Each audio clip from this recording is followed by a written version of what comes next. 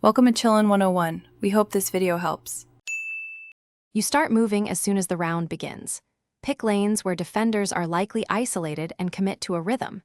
You need mobility and a plan, so slot a fast operator and keep one silent gadget ready. Once done, stage utility near choke points and ping teammates.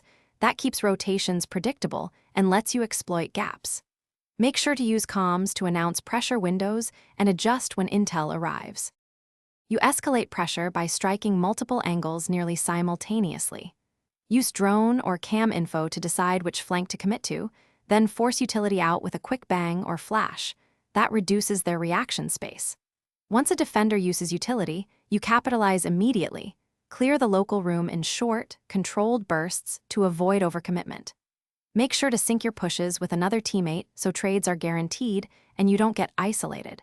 You finish the roam by compressing pressure into the site. Choose 2 clean entry paths and leave a rotate open for third-party threats. Once you spot defenders, expose briefly to draw attention, then pinch from the other side so they can't fight both angles. Make sure to clear crossfires methodically and hold angles so trades favor you. If you get picked, don't panic.